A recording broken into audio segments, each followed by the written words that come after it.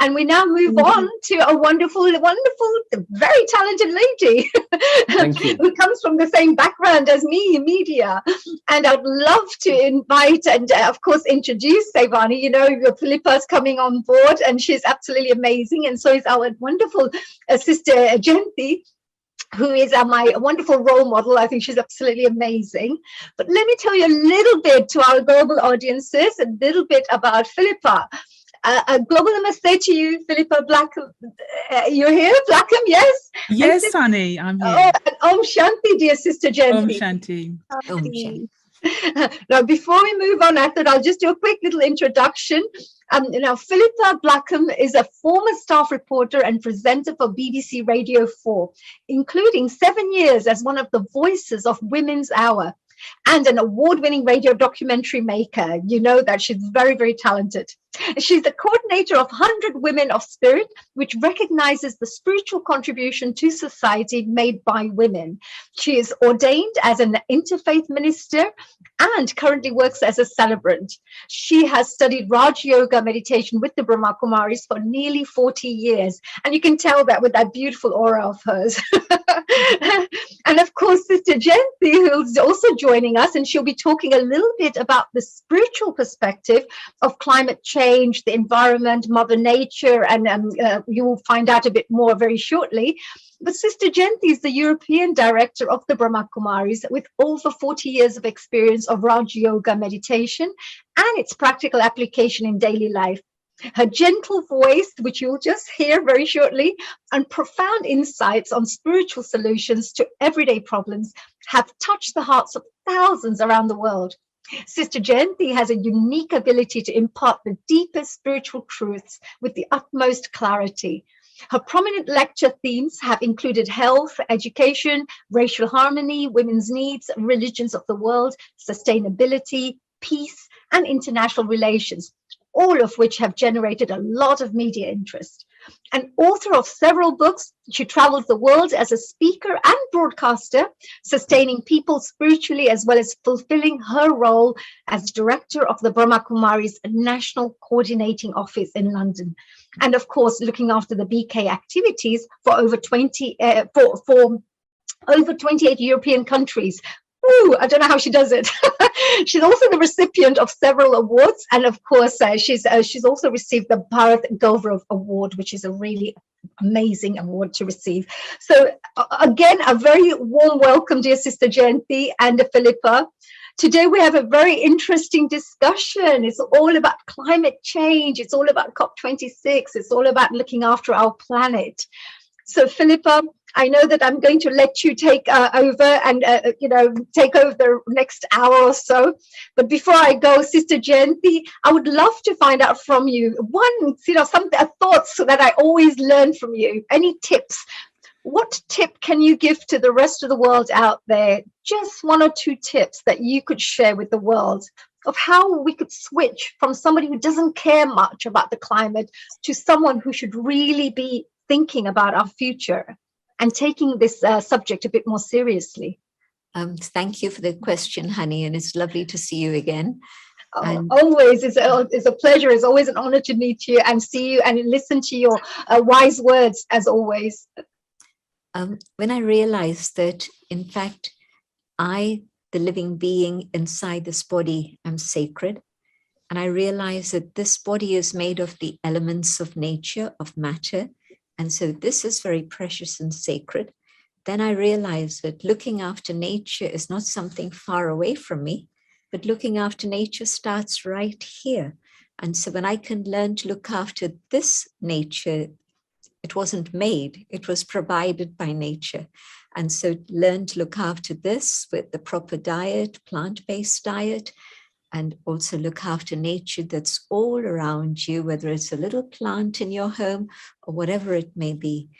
We're each one of us responsible. And together, it was lovely that the other person, I think Shailen said, it's collaboration that's going to make a difference. Wow, beautiful. What lovely words there. Absolutely, all coming together. So Philippa, that lovely wise words I'm going to take back with me. Start looking after myself first. Of course, we're made out of the 5 elements as well, aren't we? We ourselves are made out of that part of nature. That was beautiful. Philippa, it's all yours. Global namaste, and I'll be back very shortly to interrogate both of you with some questions later on. Good. Global namaste to you, Honey, as well, and to all the team. It really is lovely to be together again. And as Sister Genti said in relation to Shailan, it's interesting to see how our thoughts are all beginning to track along the same lines, that the time is now for working together with collaboration, with cooperation, that everyone is beginning to see that the problem is bigger than any one of us individually can tackle, and it's only by working together that we can begin to take steps forward. And initiatives like this one that you're doing today are all an important part in that journey of waking humanity up to the need of the hour. So it's great that we can be with you, and thank you so much for your invitation. Sister Genti and I are actually here with 2 of our colleagues who were also with us at the COP26 event in Glasgow, and we've invited them to be with us for this session today. So let me introduce you. We have Valériane Bernard, who is here from Geneva. And Valériane takes care of the interfaith work within the Brahma Kumaris Environment Initiative. Welcome to you, Valériane. All the way from India, we also have Golo Pilz with us. Golo has a very special place within our organization, as he was the first one who kind of woke us up to the importance of renewable energies and thinking along these lines. So welcome to Golo. And then finally to Shantanu Mandal, who is currently in London, but has flown over especially from India to be part of the COP26 event. We're going to be hearing from you a little more in a moment, Shantanu, but firstly, why did you feel it was so important that you came over to be here in person? Thank you so much, Philippa, for the wonderful introduction of all the friends, and thank you everyone who is here. The question is very interesting, given the situation we all are living in. In-person meetings are rare, and rare things are very opportune if you are able to make it happen. So I found myself very lucky enough to be able to come close to my friends that I have been friends with, many of them past some of the conferences. So it was a chance for me to come together and see all those time that we have been meeting over the virtual medium, how much more can we achieve when we come together. So that pull was something that helped me to come out from India, and I'm thankful to my decision that it made really me a lot more rich after attending COP26, because now I have much more friends to work with. I think for all of us, it was quite something to be together in person after 2 years of just being together virtually. So I completely get that. Golo, you, as I said, have been responsible, one of the key players for bringing an awareness of renewables to the Brahma Kumaris. How hard a journey has that been, if you look back to the beginning, to get an organization, a spiritual organization, to understand what you were talking about? Yeah, greetings from India. It's already dark and a bit cold also in Mount Abu in the mountains. And welcome to our session today on our experience on the climate conference. And thanks very much to the organizers also. Indeed, it was a long journey to bring renewable energies to here to the institution. I came first time to India in 1985. And at that time, there was not much of an awareness for the need of renewable energies, or even the technology was not that much out. Climate change was not really a topic. And but what you could see was the environmental degradation, which was quite visible, especially in Rajasthan. The tree cutting, the deforestation was going on every year. When I came, I could see the forest slowly disappearing. So the idea to introduce renewable energy came quite natural by seeing the need of the area, of the location. And interestingly, in India, the sun, Surya, is a deity. So when I brought in the idea to make use of renewable energy or solar energy, especially our daddies who are administrating the organization, they were very positive towards this idea. So step by step, slowly, we introduced solar technology, and we got a positive feedback from the users and from the organization. And then we also brought it to the local community, who also got a good feedback. And so it picked up, and it became a quite big venture meanwhile. And we're probably right now one of the biggest institutional users of renewable energies in India. It's a huge success story, and I think in a way illustrates the journey that not only every organization but every individual is on at the moment, of seeing it as something that is of significance to other people, to seeing it as something that is of central importance to me in my life. Valerian, as I said, your role is to work with the interfaith organizations. And of course, interfaith work is something that has been going on for 20, 30 years in some countries. What difference do you think the climate change debate has made to those interfaith relationships? Has it had an impact, do you think? Thank you, Philippa, for your question, and really very grateful for this platform. To the organizers, really amazing work you're doing, and to welcome all of these different groups, and it's showing the spirit that you have. I feel that, yes, definitely the climate change has brought to the interfaith work a very clear path of work, because we are all aware that it's gonna be something detrimental for the whole humanity and Mother Nature. And in all different faiths, whether people consider that we are trustees, we would use in one word, in one language, or we are responsible for our actions, we would say in others, or that we are custodians of our planet. It's a moral and ethical call. And also, I think this moral and ethical call is to everyone. There is 80% of the population that feels they belong to a faith, but don't necessarily see the relationship between climate change and my own responsibility. So I think that the interface has brought this awareness very clearly to all the different religions, and I think that's a way forward. Amazing. Thank you, Valeria, and we'll be talking to you more about that shortly. Sister Genti, we're going to just open with a little meditation in a moment, but before we do, we've been hearing people say about this journey of waking up and of beginning to see our place in the environment and our relationship with nature in a new way. Can you think back to a time when those considerations weren't really foremost in your mind? We're not, yeah, sorry. In the 80s, I really hadn't thought that there was a connection with consciousness inside and what was happening out there. And it was only at the end of the 80s when I was involved in the Earth Charter that was being created in preparation for the Rio Summit that I realized that there's a whole subject of values and ethics, and so many of those ideas were incorporated within the Earth Charter. And that's when I realized, well, where do values lie? They lie within the being inside. And so being aware of that consciousness and the values that I carry has a direct impact on what I'm doing out here, and that's impacting nature itself and the earth, the planet. And so that was a turning point for me.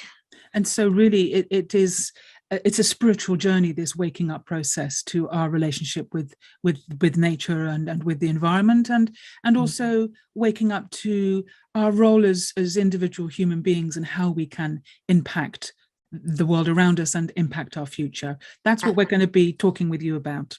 Sure. Fantastic. So as I said, let's just begin with a meditation. And we actually invited one of our sisters from Glasgow, as that is where we've been. And she was one of those who hosted us, Sister Marilyn from Inner Space in Glasgow. And she has put together a few ideas on this subject of spirituality and our relationship with nature. So let's just take a few moments to be together, take a breath, sit comfortably in your chair as we follow the thoughts of Sister Marilyn.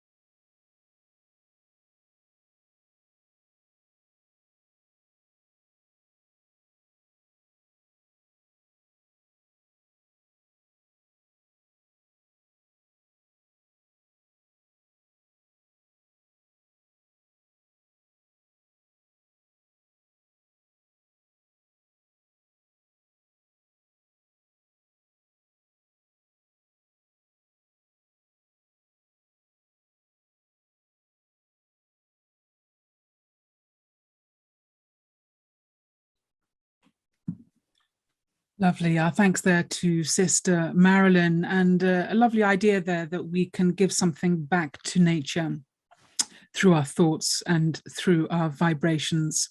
And you can find that meditation and many others on a new website that has actually been put together by the Brahmakumaris Environment Initiative. It's called Yogis for Future. And it's not just meditations, there's all sorts of material on there that's really worth checking out. So do look that up. Each of our guests today, we've put together a video of their time in Glasgow. We wanted to share something of what each of them have been doing whilst they were at the COP26. And Shantanu, we're going to begin with you and your experience, because you've been very involved with the youth contingent within the conference. Just before we see your video, give us a sense of where in the world the young people had come from, and whether there were any stories of how people had managed to get there despite the odds. So I think we can all together agree to change the question, where from not have the youth come from? Really? Because there was no country, no piece of land left represented. And I was so happy to see the amount of willpower it took within every youth who have managed to come there. Because unlike many others, these young people are students. Unlike many others, these young people are saving their pocket money to come to these conferences. Unlike many, these young people do not have proper sponsorship, and they manage to save their pocket money, save their hard work earnings to make sure that they have a place in Glasgow or in the COP to share their voice and the voices of their community and other youth that they represent. One such story is of a youth that I met in Glasgow who was voluntarily taking delegates from the Queen Street railway station to the COP zone on ecology rickshaw. And he was unemployed, but he was that was his way of living, that was his way of earning lifestyle by pulling a rickshaw. But during the COP, the 14 days, he decided to do it as a voluntary work to support COP. And when I asked him, are you not about not making any money? What he said was, money I'll make other times. This is my time to work for the planet. And that shows how much everyone is interested to do their part in making a big, massive positive change. That's a lovely story, and I think there's actually a photo of them in our video that we're going to see now. And really, I think what comes across very much is just the passion that the young people have for this. So let us now enjoy a few of your highlights and best moments from the youth contingent within COP26.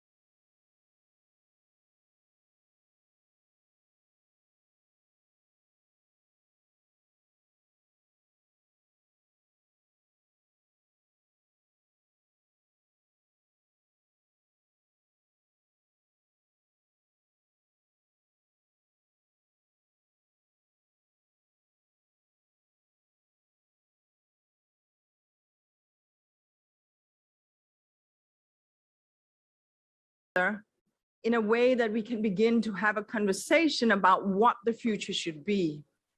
And that led to the Stockholm Conference on the Human Environment in June of 1972. And believe it or not, that journey of 50 years, yes, I know your impatience, and yes, I understand that you're pushing, but you must know that you're standing on the shoulders of giants and that there are others before you who have pushed. And part of why we have somewhat cleaner, somewhat more awareness around this is because of that 50-year journey. So we have really high expectations from ourselves, but also from you, from youth representatives, to aid us and help us and work together with us on this process. So for me, it's extremely important to have an integrated process where voices of young people from all over the world is involved in every step leading up to the Stockholm +50 conference, in every meeting room and in every conference leading up to there. I want voices of young people to be at the table, to be heard as loud as possible, but not only in the process, but also at the Stockholm +50 meeting in itself. We are working hard to find the ways to have an arena that is open to young people from all over the world to participate actively and to make sure that it's not just old folks like me sitting around the table. We've had too many of those meetings. We should have a meeting where actually people of all ages can sit together and make the decisions that are necessary. Thank you, Inga, and thank you, Mr. Purr. It was a privilege to see you both in person, and I welcome you all in this launch event for Stockholm +50 Youth Task Force. Just to make this more youthful, I would like everyone to introduce themselves with their name and from which country they are coming, and please share the power word for the day. I can start to give you an example. My name is Shantanu and I come from India. The word for me is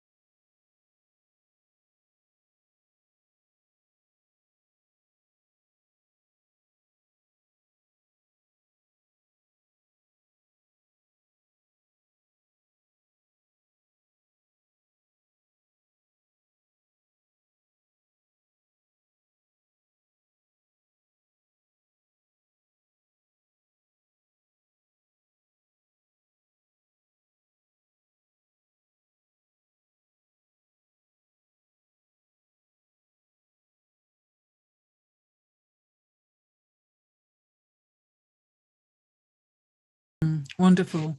And many of those photos Shantanu took himself. So thank you so much for sharing those with us. It was great to see. As has been said already, the young very often have a lot of anger. They certainly have a lot of passion. And I'm just wondering how you go about channeling that energy into something positive, how you deal with their frustration. I saw there quite a few craft and art workshops that you had laid on, which must be a great way of expressing yourself. But I wonder as well what forums you had for young people to really feel that their voice had been heard and that they weren't just there as passive observers, but they were actively engaging and getting their point across. How do you work with that energy and bring it together? Thank you, Philippa, and thank you wonderfully for putting up all those pictures and memories. It felt like I'm back in the COP days. It's interesting if you just think about the idea of anger translating into some kind of action.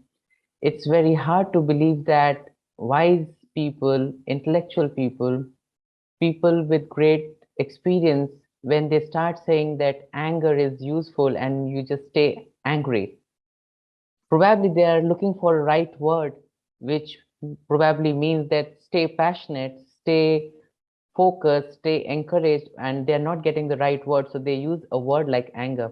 Because sometimes I feel like if I am going to stay angry, imagine everybody who are here and who are listening, they have an experience of anger and what that feeling is like. We don't feel comfortable when we are angry even for 5 minutes. We regret that 5 minutes so much more.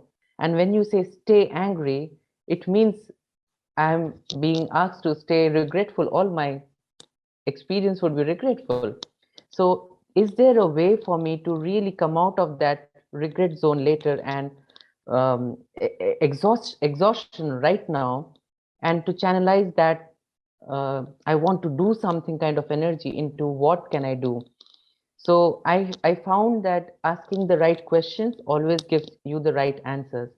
So instead of asking why, if I start asking what now, that starts to shift my perspective and that starts to help me focus on what I can do. And it all begins with awareness. In the pictures gallery, when we were watching, I would like to bring to your notice that there was a word written in big red. It was called change. But if you remember the word change, there is a letter C and E at the end of it. But if you take out the C and E, the word just spells as hang. So which means what? If we do not have the consciousness, the C or the awareness, then we will be hanging. And even if we have the consciousness and awareness, but we are not doing anything, there is no action, there's no engagement, we'll still be hanging. So both awareness and actions is important. To know something is very good, but after knowing what am I using my information into is also very important.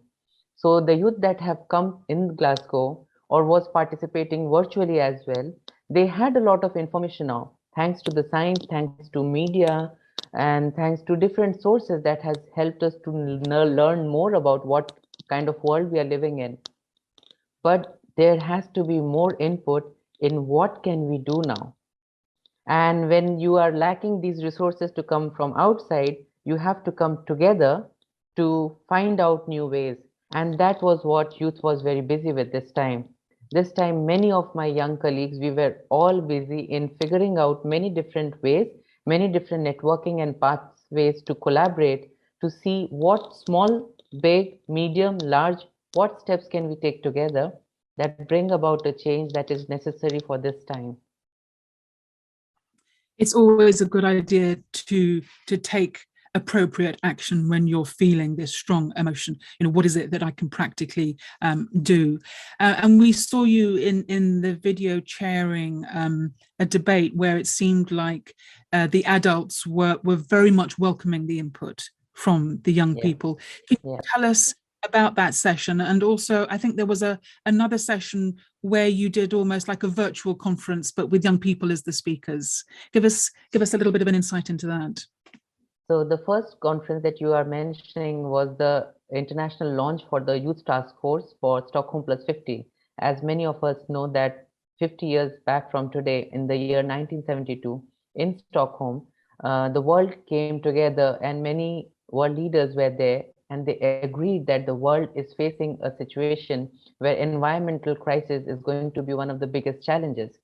And so it's been 50 years, and it's been a long time for us to have faced so many different kinds of problems, which are Anthropocene, which have been human-induced situations. And also we saw how we have really worked together to make it more cleaner and greener. It could have been worse. So we had Inger Anderson, who was the Executive Director for United Nations Environment Program. And also we have Deputy Prime Minister from Sweden, Mr. Per Bolin. And they had really made sure that they attend this launch event. They cancelled all their engagement just to come and support the youth. This in itself says that young people and their voices and their opinion is being really respected right now. But even though they have come together, they also do not have the answers. And that's why if you see the entire event, it's available online to watch as well. They all are asking the same thing, that what is that we can do for you? Let us know and we are ready to do.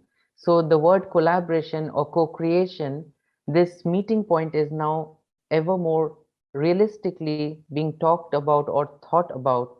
Everybody, if comes together and works together, the result that we all are visioning would come easy and faster. And the second event that I was part of was an event where it was the side event by the UNFCCC, and it's called the Raising Voices. And we had different young speakers. Someone was from Jordan, someone was from UK, someone was from Poland. So it was a nice group where the entire global youth was represented. And we looked into different aspects of what different countries, what different communities and the youth especially there are looking forward as a solution, or what are their suggestions like. So the idea is, when you have an open dialogue where nobody is a leader and nobody is a listener, it's a circle. It's more like the culture of equality. A new culture of communication has to be created. And that event was a good example for that, where the youth and the audience, some of them were present in person, but also virtual audience, was allowed to speak. There was no hierarchy that they are speakers, they will speak. We are listeners, we have to listen. It was a culture of equity, and it was a culture of harmony. And that is what was an example that as youth we presented to the UNFCCC, saying that this is what is more needed. Harmony and more of a consciousness where we see each other as equal. Most of us, we have been thinking that humans are a superior species than any other living species. And that is ego consciousness. And what eco consciousness is, to know that I am also a fellow species living with a different species, and we all are family. So this shift from ego consciousness to eco consciousness needs awareness, and that has been one of our prime action areas. Fantastic. I mean, it's such a huge topic. We could literally spend hours looking at, I think, the contribution of young people. And I think for those of us, I was there for the last part of the COP, but for those of us observing the first part, one of the strong messages that came out was that it's within youth that the real passion for action lies, and the vision for change.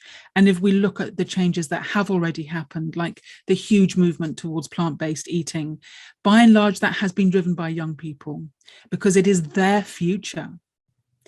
And so therefore, of course, they're motivated to make a difference. You know, most of us on this call, we grew up with a childhood and a young adult life, not carefree, but certainly not with these cares on our shoulders, and they're having to grow up into this world.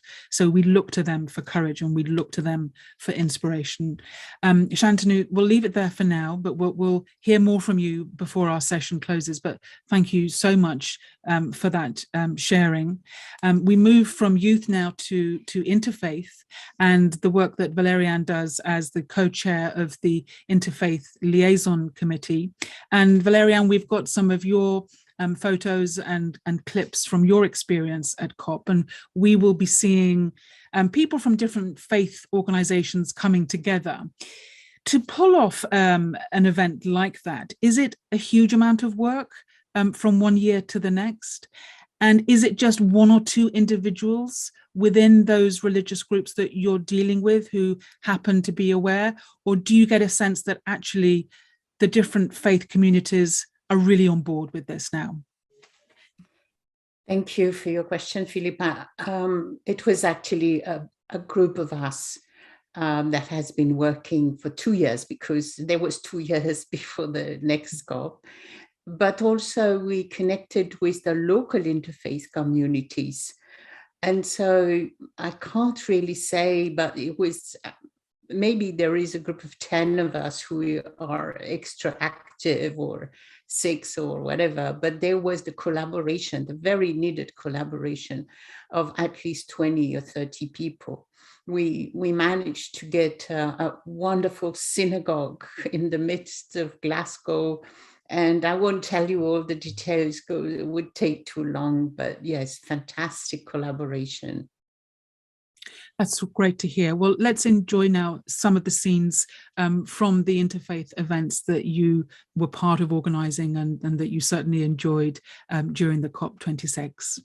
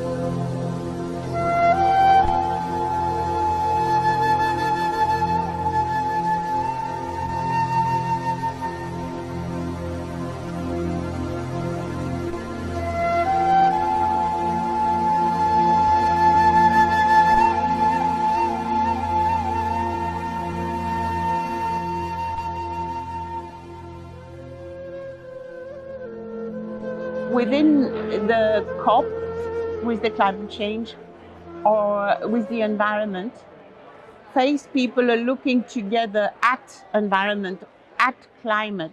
So we are looking at something, trying to bring solutions, a positive vision, a visionary way out. So then it means we can really easily agree on everything. It's a lot easier than if we start talking about God or theology or the differences that divide us. We think about the vision that unites us, because we all basically understand that souls are God's children and we have love for them, just as we understand that nature is everybody's and it's a mother of all of us. And we understand that it is sacred. As Brahma Kumaris, that's our language. So maybe there is a slight different language in each religion, but the heart is the same. The vision is the same. And so it's very nice to be able to work together in that direction.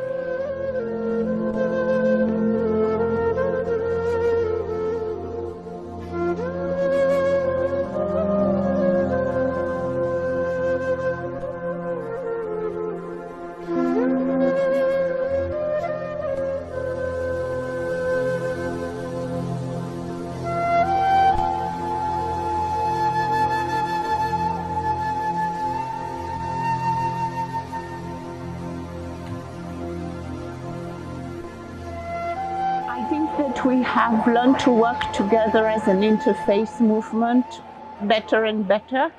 They're very interested within the UNFCCC to have more voices from the South, to have more voices from women, to have more voices from grassroots, to have more variety, youth. So it is a big change. I've seen that the people from Christianity are more and more happy to work hand in hand with different faiths, with the Buddhists, with the Hindus, with the Brahma Kumaris, with and they see the value, the added value of it.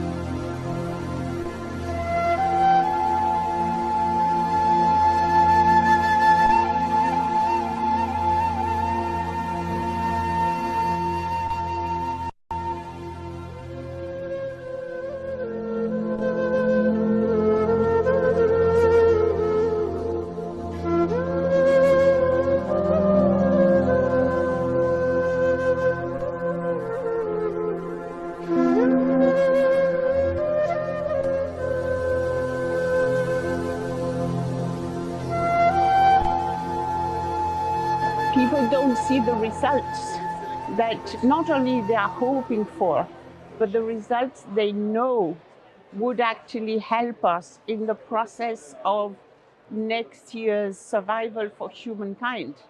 So these decisions are not being made at the COP. And if you work closely with the COP and the climate change, it's very distressing. So of course, people want to have hope, and in a usual fashion, faith is what gives hope to people. So that's why faith people are very important within the climate change, in the sense that we can bring a real sense of what next and how to get there, and that there is a future, but that we can act towards the future we want. And what I have noticed is that people who get really very sorry and desperate and anxious, if you just allow them to have a meditation, to have a space where they can speak openly and honestly when they're heard, and you can take them into a space of the difference they can make, then their hope is restored.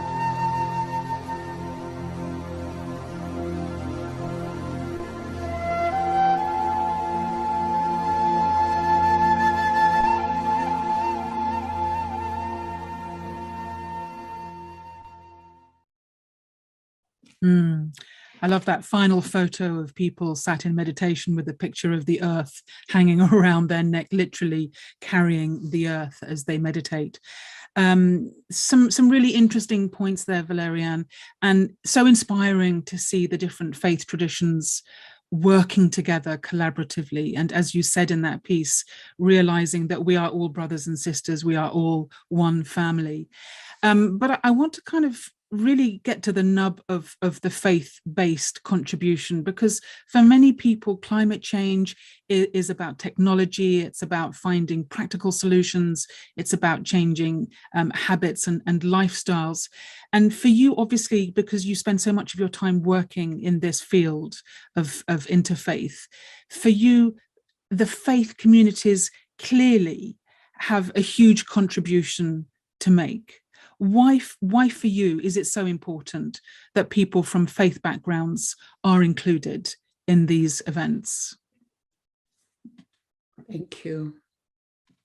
I think the first thing I would like to say is that most people who represent a faith, they also have a connection with a huge audience of people for whom they are teachers or guides or priests or sisters, and so I think that there is a need for a global wake-up call for all humanity, and also for all the politicians and the businessmen of this planet. And what I see is that people who are very active in this movement, in the interfaith movement, they're moving from a heart space, and this is terribly needed. Of course, I was saying earlier on to you that I think the voice of ethics and the voice of morals is also something that people haven't identified. Like, what I do in my life is my business, and I'm allowed. And if I buy what I've been told I could buy, it's fine. And suddenly we are coming into a space of reflection where it's not about doing things without thinking. We are a spiritual being. We have an awareness. We understand we are part of nature.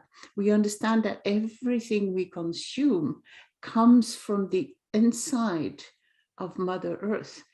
It's her body, it's her strength. And so when we have a faith and we look at it like that, and we look at our brothers and sisters who are vulnerable at the forefront of the problematic of climate change, then you really want to be able to make a difference for yourself, for your family, for your community, and also inspire others to create a difference.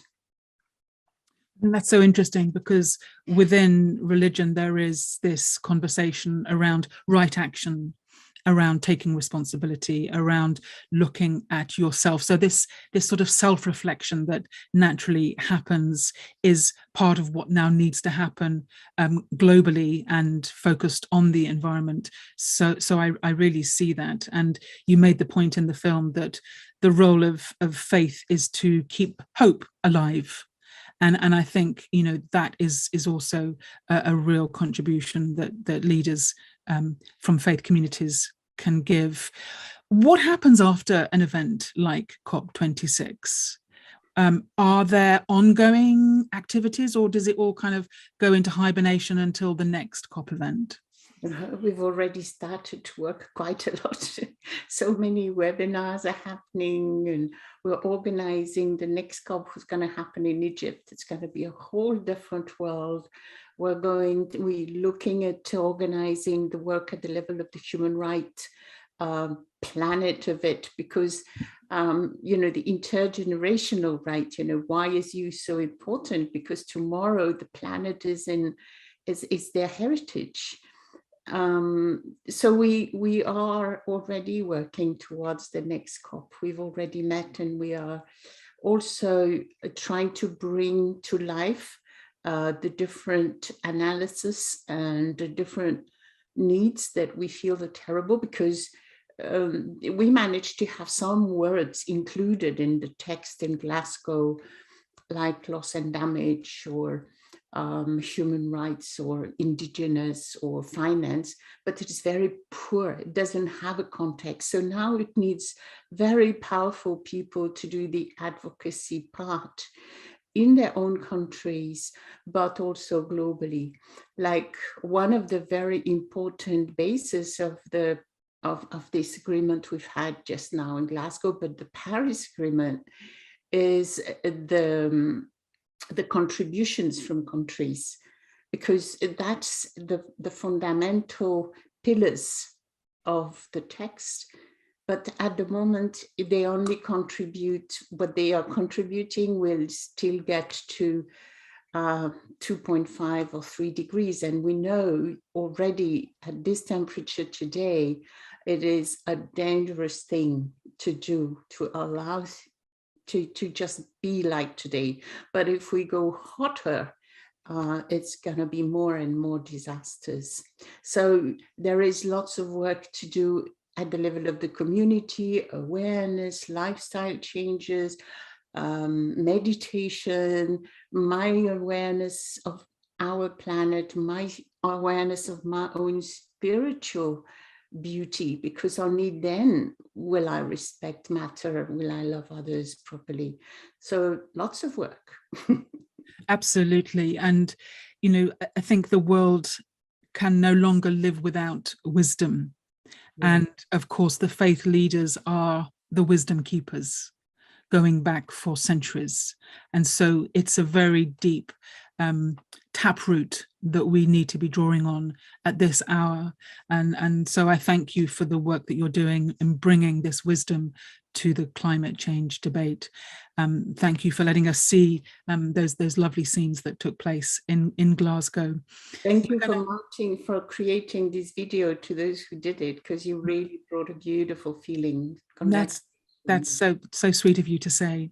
We're going to move now from looking at interfaith and faith-based communities to looking at some technological solutions. And here we're going to bring Golo into the conversation.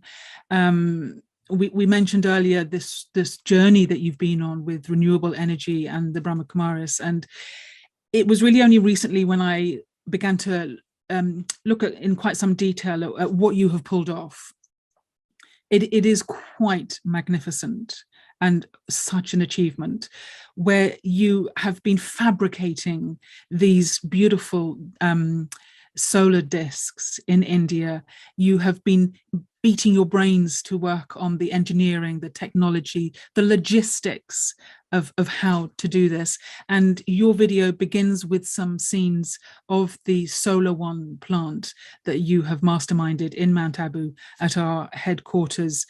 Can you just give us some kind of flavor of really what effort that has taken and the collaboration that has been necessary to pull that off?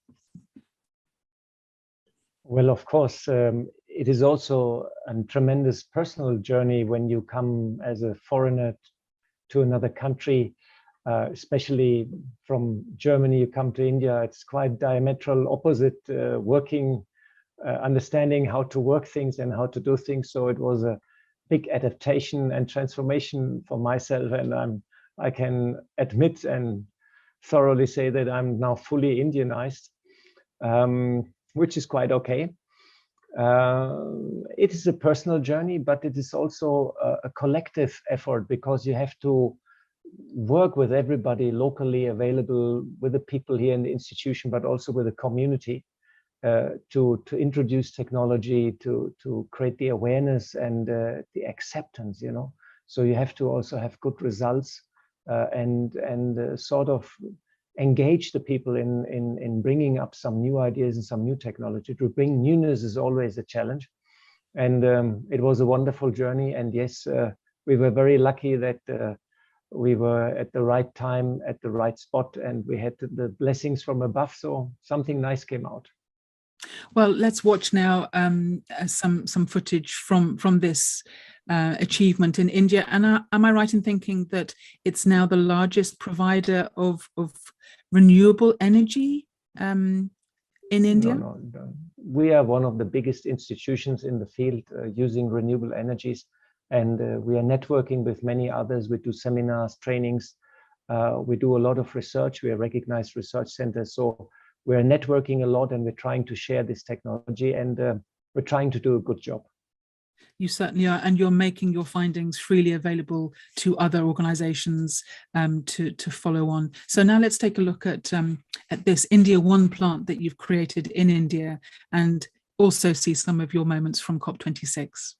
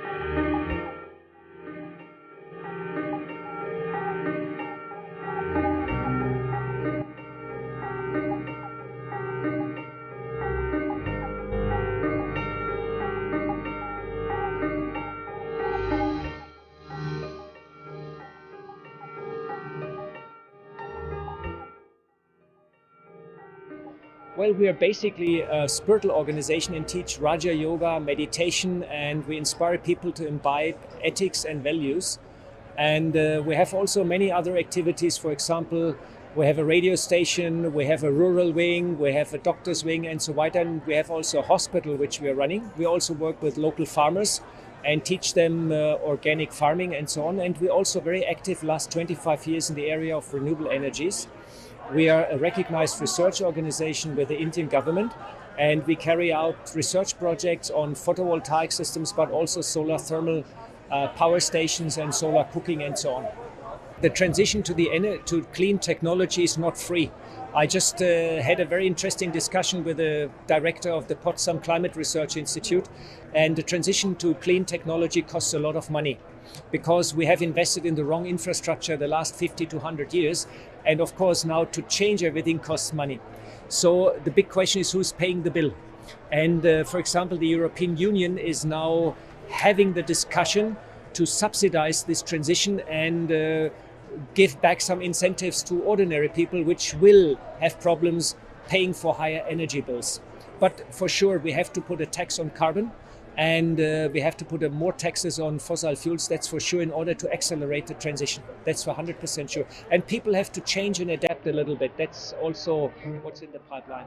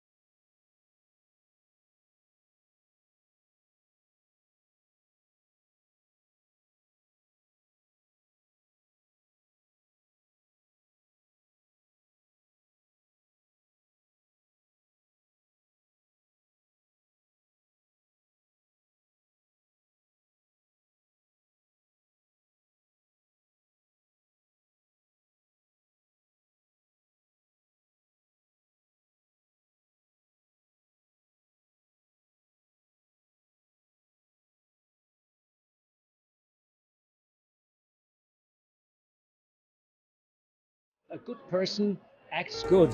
Basically, that's the equation. And if you love something, you don't destroy it. So it's important to inform them about climate change and the negative consequences, and inform them about renewable energies, have education there, have the information material there, subsidize renewable energy so they become affordable for everybody, especially for the third world, but also teach them about ethics and values, which is very important. After all, we need a peaceful society to become prosperous.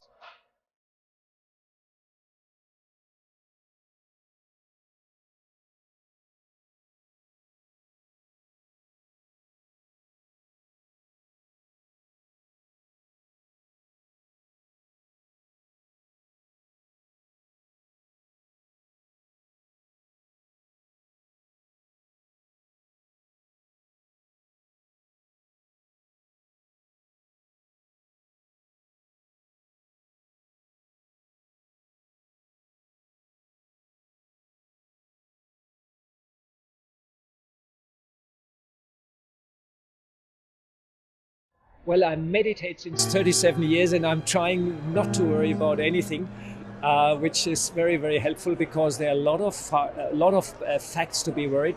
This is my 10th climate conference, and what I can see is that slowly there is a shift in awareness, there is a shift in consciousness.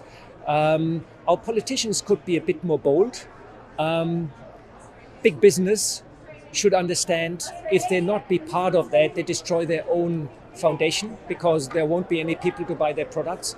So they should embrace actually this transition which has to come and which is coming right now. So I actually have no worries because things are going as they should go.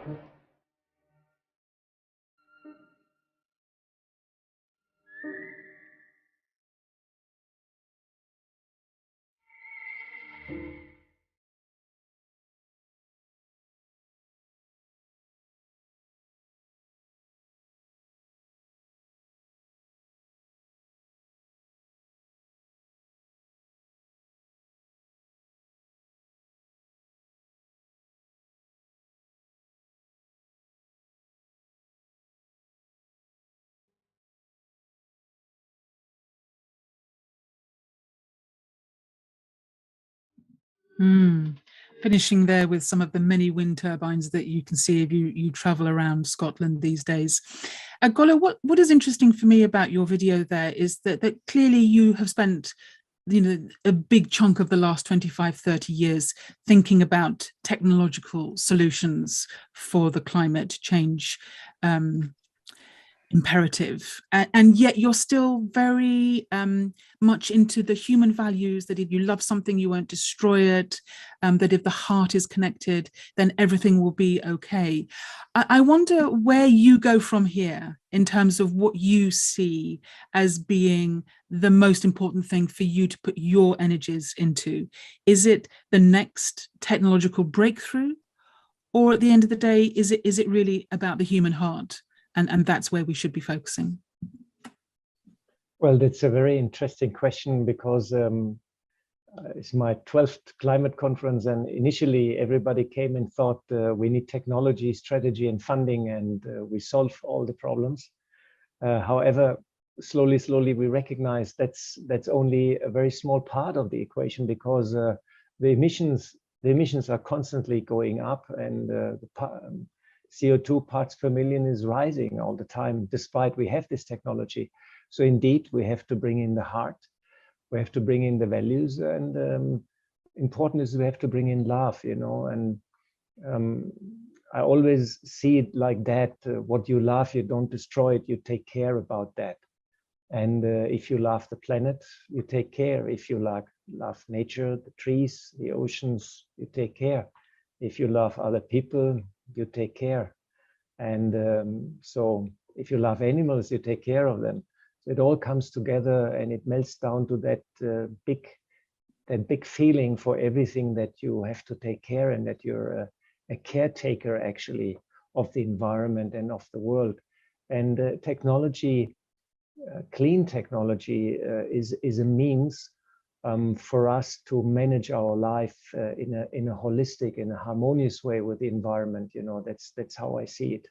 And in order to use all this properly, of course, I have to change, and I have to be fit to take the right decision, to select the right technology, to have the right economic model also, for example, and there's a lot of things where we have to grow into, where we have to transform, and where we have to learn. Yeah, indeed. So the heart is should be the big motivator for the transformation. The technology is already out since quite a long time.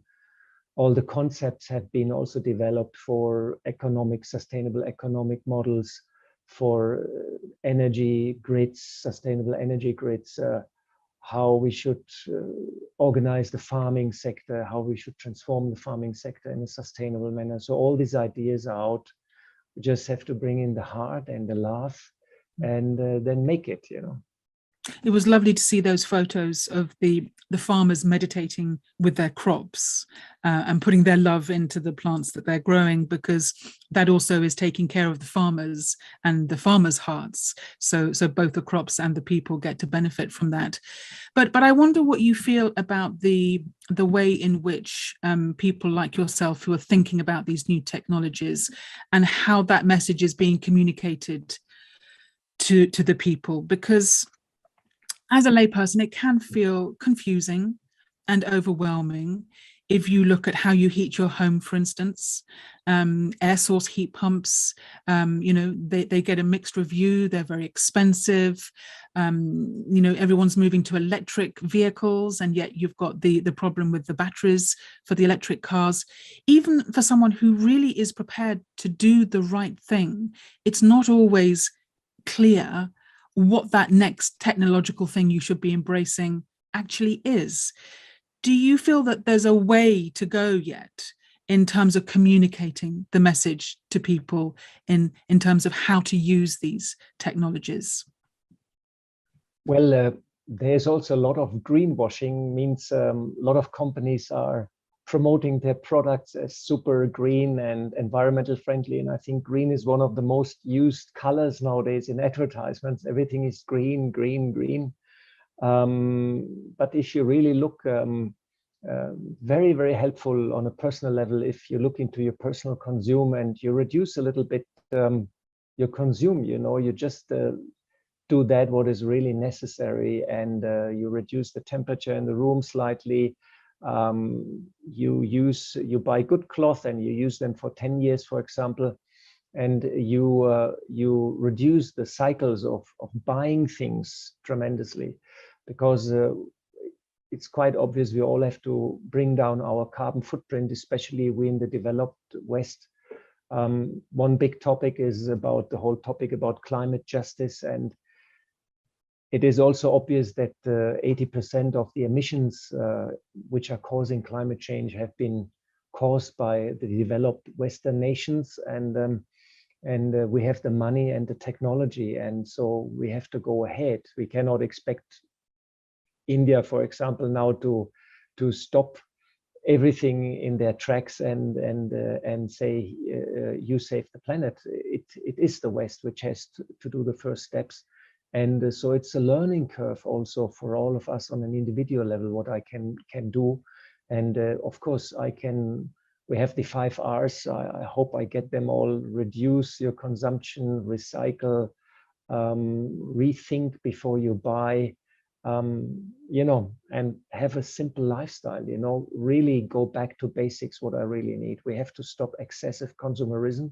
That's quite clear. The planet doesn't have that resources much longer. We're simply too many people. So we have to become smart. And that means also that we find fun not in buying things, but in meeting people and doing a bit garden work and nice things like that, So there's a lot of change for our life in the pipeline, especially for us in the West. And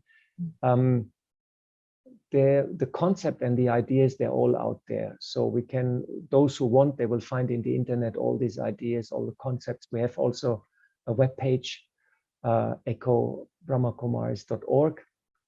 You will find a lot of ideas for a green lifestyle, what you could do, vegetarian lifestyle, avoid plastic, avoid packing material, share things with others, buy secondhand.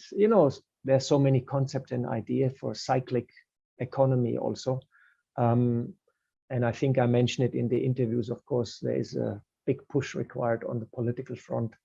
A lot of legislation is required. In Germany now, a Green Party came into power. And we have to see how much they can push their agenda through, because lifestyle change means always also change of behavior and awareness, So it starts with us individual. And I feel it's always important to become an example of that, what you expect other people to do. We call it walk the talk, and imbibe that lifestyle yourself as much as possible. Look what you can do on a personal level. And of course, the heart, the values, the love play a major role. And personally, I'm very, very happy I made it back in time, despite all the corona restrictions and problems, to India. I sort of sneaked in last week, and I'm happy here in Mount Abu, and I can go a bit and meditate a bit more intensively, because I feel it's also important that we create peace and stillness and resilience within us, so we can face all the challenges which lie ahead of us, and we can inspire people for change. That's for sure, and that's a bit my personal pathway I'm following right now. That I dive a bit into meditation and recharge myself, because the climate conference, 39,000 people meeting with a lot of ambitions, outside protests going on, it was quite a challenge for all of us to stay calm, to stay peaceful, focused, and positive also. So meditation helps a lot there. Well, you paint a lovely picture of being in Mount Abu and having that life of meditation to support the work that you're doing. And you truly are an inspiration, Golo. And I love the way I ask a question about the complications of technology, and you answer with such a simple statement of, before you buy something, just ask yourself, do I really need this? Very often the solutions are so simple, and we don't have to worry too much about the technology. Just, do I need to buy this? As simple as that. Yeah, it's quite, if you look into the cycle of products in the they have constantly became shorter and shorter and shorter, the life cycles of products. And we are being told we have to buy new things and new things and new things. And I actually, one of my hobbies is I'm trying to repair stuff, you know. That's also one of the ways you can help nature. I try to use everything which is with me, repair everything. And before I buy something, I ask a lot of people, do you have something? Is this there or this or there? And I try to make use of old stuff. And I try, whatever I have in my hands, if it's not working, I try to repair it. It's a hobby and it's very satisfying also. And I think the whole industry is popping up now everywhere, which is quite good, you know. Recycle things, use them. There are many, many steps and many ideas what we can do. It starts from small garden, using a photovoltaic system at your house, putting a solar hot water plant on your rooftop, reducing your consumption, water, electricity, wherever possible, look into your travel patterns, share transportation with others, you know. There are tons, look into your food, you know, plant-based diet is one of the big contributors. In your cloth purchasings, there are many, many things what we can do, and many, many small steps, they actually add up and they create a momentum. And if we all join hands in this momentum of changing our habits, changing our consumeristic pattern, we have a big power, and we apply pressure also to the big companies and and we can also change the political agenda. Then also you can influence it. You know, and it is said that only 2% of the people are required to bring a paradigm shift in a society. So I hope that this 2% are there and they're dedicated and they go in the right direction. And Absolutely. they bring this combination of science and spirituality, you know, because both have to merge, you know. Science needs guidance to be applied in the proper way, and spirituality is important to go deep into the values and the ethics, which is the foundation, you know, of the future world also. Well, you've queued us up very nicely for our next topic, which is the consciousness element of the climate debate. And Sister Genti, you've been listening to 1, 2, 3, 4 of your colleagues who were with you in Glasgow, and you really do have quite a special team now within the Brahma Kumaris who are so skilled and so knowledgeable in this area. What do you feel listening to what everyone has had to say and seeing what the Brahma Kumaris contribution has become?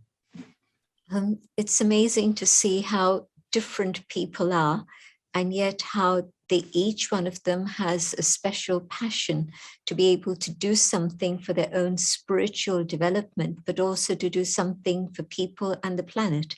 And so if you think what links us all together is that vision of a brighter future for all, because we all come from so different backgrounds. So it's beautiful when a team is multi-talented, multi-cultural, multi-racial, multi-everything, multi-generational. So it's really lovely to see how over the 10 years we've been participating in COP, 11 years, the team has gradually come together. And so Shantanu was one of our latest additions, but Golo, Valerian, myself, and others have been together since 2009 on this particular journey. I've known them longer, but on this journey since that time. And I see that that contribution essentially of spirituality is something that touches every aspect of life. Of course, if technology is only technology without the motivation and the guidance of spirituality, then I think Mahatma Gandhi said that was lame. If you have just spirituality, it can't function in the world, but it needs technology also. And so technology without spirituality is without values. And so you see how both working together can actually create a future, which is a beautiful future for all of us. Now, you had quite a busy COP this year. I think you went to 30 plus events, and you were speaking at many of them. And as an outsider, it seems that your gentle presence over the years is getting more and more noticed and acknowledged. Do you feel that the voice of people of spirit is slowly getting across and having an impact? It's getting across in a big way. I remember that environmental activists weren't so interested to listen to people from a spiritual or faith-based background. And yet they understood through the years that the contribution that faith-based organizations and spirituality can make is absolutely critical to bringing about change, because A, it touches 80% of the world's population, but B, nature is sacred. And so how are you going to help people look after nature and care for nature unless you bring in that spiritual element?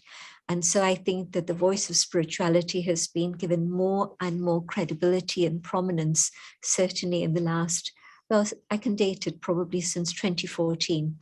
And from that time on, I see how there's been a very deep involvement in many, many different panels and organizations that 10 years ago would have said, you know, we'll get on with our work, you get on with yours. But now there's this wonderful combination that works together.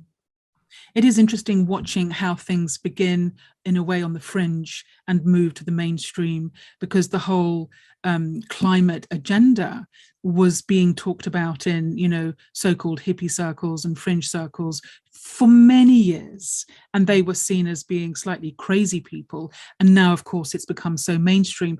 And in the way, the same is happening with meditation and spirituality. It started off as being seen as something a bit different, and now it's being seen as, well, we can't actually make progress without it.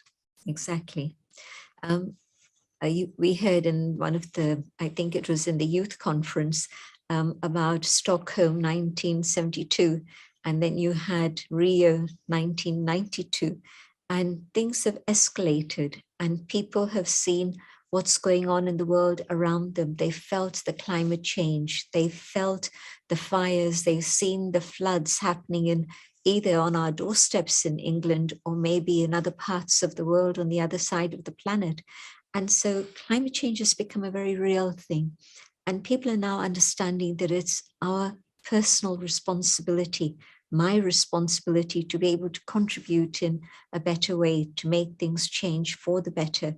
And so this idea of changing consciousness and not climate, which was our slogan right from 2009, what does it mean to change consciousness? It means to move away from that limited identity of the physical I and come to the inner spiritual identity of the being that is eternal within. And so when I'm in this consciousness, then I see the earth as my home. I see the human family, all people of all backgrounds as my family. And I realize that it's only together that we can do something to bring about change. And of course, spirituality also brings in that element that although humans can create a mess, we do have a parent who can help us sort out that mess. And I think that understanding who that divine being is, whose power we can draw within and bring about firstly change within ourselves and then change within the world, is the right way forward. When people talk about lifestyle change, it doesn't happen quickly. To change your life, to change your habits of a lifetime, how do you do that? You know, anybody who's tried giving up anything knows that it's not easy. So how do you manage it? It's only when you're able to take power from the divine that you then have the capacity to be able to bring about change in the way that's needed. And so I think people also over the years have been recognizing that prayer, meditation is a very important part of the transition that we all wish to bring about. And of course, people of spirit have for many millennia been looking at the process of change, how to bring about personal change. So there's a fair amount of expertise that you have from having worked with so many thousands of individuals in changing their lives that can now be of use to people who are being asked to change. Right. And also I see how dealing with a situation like the pandemic and the fear that still is being generated in a big, big way, and also the concern there might be more pandemics, there might be big time climate change happening right where I live. All those questions actually can only be resolved if I remove the fear and prepare myself for whatever the future holds. And so spirituality means there's a huge resilience that you're able to develop within yourself to be able to make that difference. So spirituality works in many, many different ways. Well, let's take a look now at some of your standout moments from this year's COP event, and see how that message of consciousness is getting across.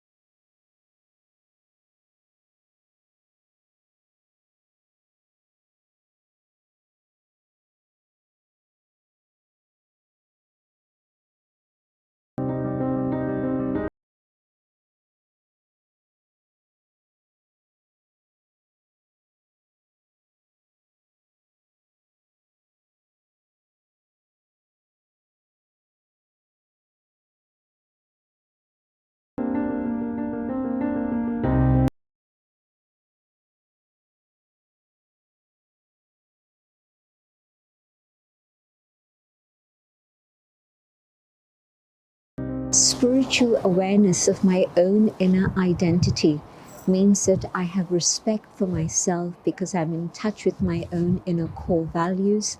I'm able to respect others around me. There can be peace, non-violence. I'm able to respect all forms of life, and I'm able to respect nature. And when I can respect nature, yes, then we're going to be able to live in harmony, not just with people and other beings that inhabit the planet, but the planet itself. And so I see that it requires just this very small shift of consciousness, coming back to the awareness of our spiritual identity, and through that, the inner values that I hold.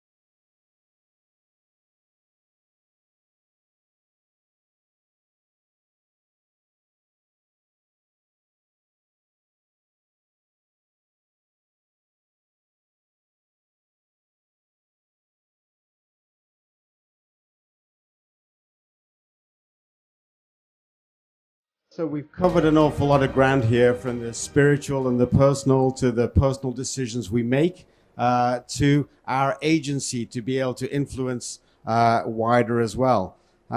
Maybe we could take a step back and say, what do you see are some of the big opportunities that are unfolding? We've got an incredible wealth of experience here that have been working and advocating, encouraging on climate change, encouraging us to look in the mirror to ourselves as well. What are the personal opportunities or the big kind of timeline opportunities this week, next week, and in the next few months that you see? Would anyone like to reflect on that question? I'm seeing that all the things that have happened through this year in terms of the fires, the floods, etc., it seems to be a big shake-up and a wake-up call for humanity.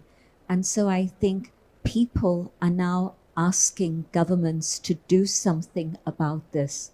And they might not always understand between biodiversity and climate change. I think that's another step in education and raising awareness. But certainly they see the impact of what we've done to the climate and the whole cycle of nature being disrupted. And so I see this as actually a big opportunity for coming to a consensus and a decision about what steps we need to take. Thank you. So would anyone like to reflect a little bit on what we can all learn from your daily work and your daily life in your faiths? What lessons can we pull out to connect with people in a very different kind of a way, so that we can persuade more quickly than perhaps we have been doing so far. Sister Jayanti, please. I think the word love has been overused, abused, misused. And I think within spiritual awareness, and every tradition has at its heart spirituality. So within that spiritual consciousness, there's a much, much bigger understanding of love. And I think this is something that can be shared in a very positive way with the world, especially to make real what is going on. And the whole subject of values, and love is one of those values, but if we touch human hearts, whether it's love or compassion, as Deborah said, or even respect, then as people become aware that these are the things which are very simple, things that we can do in a very practical way in our lives, and it'll make a big difference, not just to us, but to all living creatures and the globe, the whole world. But we've forgotten about this, and we've really made that word love into a very narrow definition. But to open it up and just feel the love that exists in our hearts already, but to extend it to many, many others and make it more inclusive to all the creatures of the world and the planet, all the elements, and the flowers and the trees and the mountains and the seas, it can make such a huge difference. Great, thank you.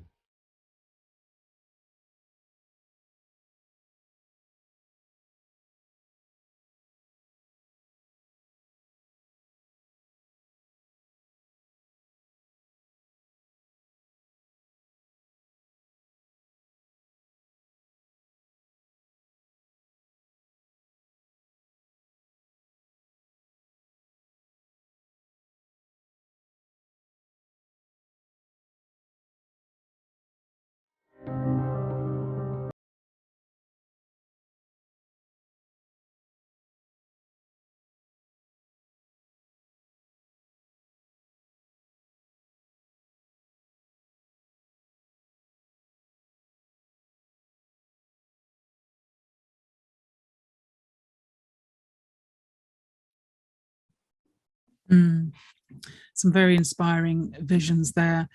I have a question for you, Sister Genti, in your capacity as a professional change maker, which is how I see you. You've spent more than 50 years inspiring people to make changes in their lives. And very often people have either a carrot or a stick to get them to move. And it's often a pain that someone is experiencing in their life that becomes the pinch point that catalyzes them on a journey of transformation and a spiritual journey. But very often, in order for people to change, they need to feel safe, they need to feel secure, they need to feel held. And yet we're asking people to change when they're feeling the opposite. They're feeling scared, they're feeling uncertain, they're feeling unsure of their future.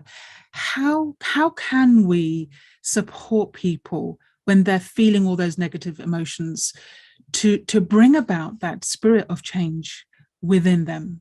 What would you advise? Things that are very real are actually intangible. And it sounds a contradiction, but peace. How can you measure peace? How can you measure beauty? How can you measure truth or love? Happiness? You can't. And so these are very real things, but they're not physical. And so that's telling me that there's something to do with the inner being that is within. And so when you yourself are in that awareness of that connection with peace and truth, and those vibrations reach others, and people open up in a very short space of time. They're able to share what's going on in their hearts and from your spiritual understanding. And of course, we study spiritual teachings every single day. We practice meditation every day. And so the power of that experience seems to reach them and touch them. And they feel safe, and they feel that they've tried many other things, and maybe this is something that can work because they're feeling your presence. And presence comes across even on cyberspace. I've seen that so many people have come to learn Raj Yoga and meditation over the last couple of years, just simply through the internet. But vibrations reach out and touch souls. And so this is what helps them understand that what you're saying is not with a motive, it's not selfish. What you're sharing with them is something that is of value for them to be able to benefit from. Beautiful. Well, let us now just create a moment of that safety and that stillness that we've been talking about as we bring our discussion to a close, at least from the Brahma Kumaris input. And it would be lovely, Sister Jenti, if I could invite you just to lead us in a few closing moments and give us a taste of that feeling of being held, and that everything is unfolding in the way that it should, and that we will be okay. Surely. I'm sure everybody's sitting comfortably. And now just for a moment, go inside. Take a deep breath and go within. And connect with that being of light that I am. The light that shines in the forehead. And in this awareness of the inner being, I connect with my own original qualities of beauty, of goodness, of truth. And as I feel these, I share these with my human family. I share these with all creatures, big and small. And I share these with nature itself.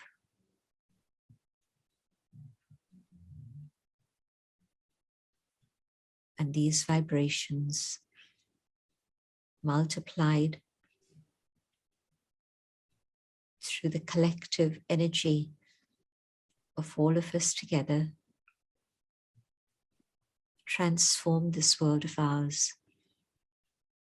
and bring light and truth back into this world. Thank you to you all, and Om Shanti and a global namaste to everyone on the team and the audience, and especially our dear brother Neil Kumar. Thank you.